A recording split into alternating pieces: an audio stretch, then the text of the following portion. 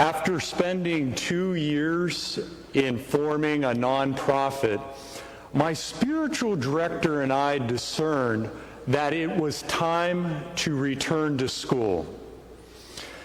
And school was very hard for me. When I was in high school, I didn't take it seriously. And when I was a freshman in college, I was ruled academically ineligible. 3 years in college, very average. And the thought of going to graduate studies terrified me. The complexity of the projects, the deadlines, everything was just suffocating. And I wanted to give up and stop immediately. And one night, I was in the chapel, and I read what we heard in our second reading. St. Paul said, "I can do all things in him who gives me strength." Not just some things, not just the easy things, all things through him who gives me strength. And I knew that I was a dead branch on the ground, on my own. And I started praying harder than any time in my life. I set the alarm an hour early. I went to bed an hour later to spend a whole hour with him before falling asleep. I started praying the rosary every single lunchtime because I knew I couldn't do it on my own. When St. Paul wrote that reading, he was in a Philippian jail, chained, imagine, shackled, and he is saying, "I will not be beaten. I can do all things through Christ who gives me strength." And you know something amazing about that? 7 years before that, the pressures on him were so intense that he said, "I was despairing even of life. I was despairing even of living." And then he said, "I learned not to rely on myself, but on him who raises the dead." That is what we actualize in prayer. We're plugged into the God of the universe, and his power that raises the dead surges through us so that we can do what we cannot do on our own. My good friend, who I played tennis with, he put on his tennis bag, Philippians 4:13. "I can do all things through him who gives me strength." He explained that when he was a little boy, his father-in-law said, "You're not an athlete. You are wasting your time."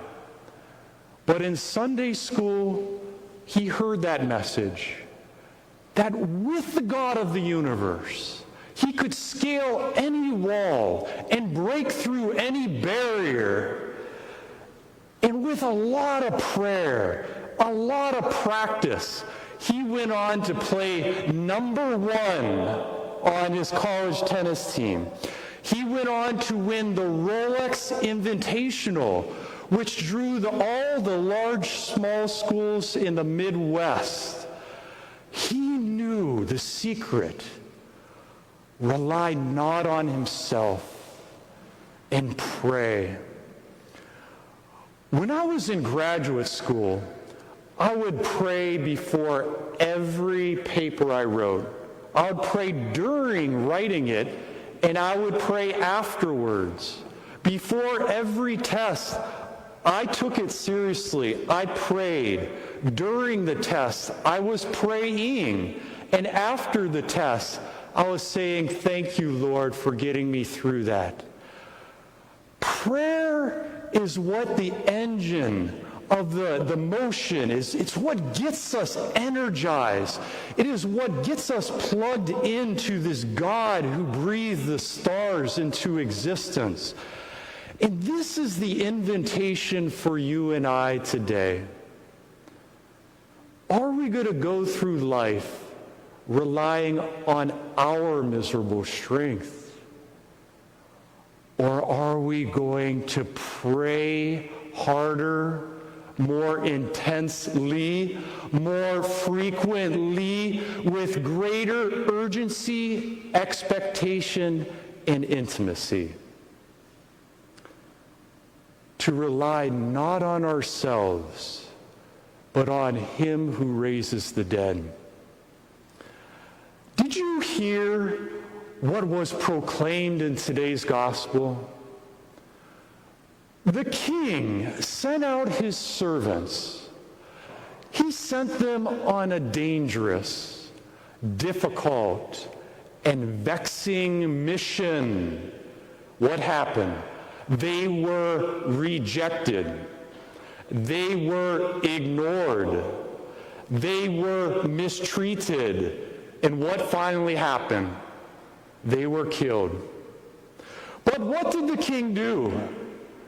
He sent even more servants. You see, God is a relentless lover. Love wills the good of the other as other. It wills the highest and greatest thing.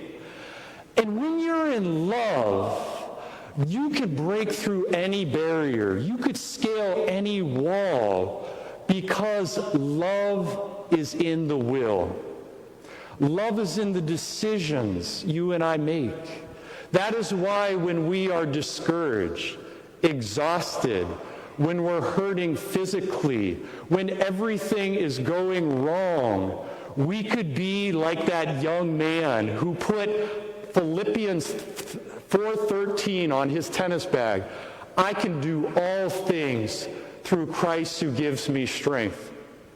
And let me tell you, it was the most beautiful, exhilarating feeling when I got my report back, my grades. I was walking on the rugby field at Franciscan University. It was a December day. The sun was out, big, beautiful white clouds, and I opened it up, and my eyes were like watermelons. I saw I got all A's. 2 years after that, I graduated magna cum laude, all A's. Learned to rely not on myself, but on Him who raises the dead. Prayed harder than any time in my life. And this is the good news of today's gospel, that the God of the universe wants to surge through you, to be that conduit of divine grace, so that you could say with St. Paul, I can do all things through Christ who gives me strength.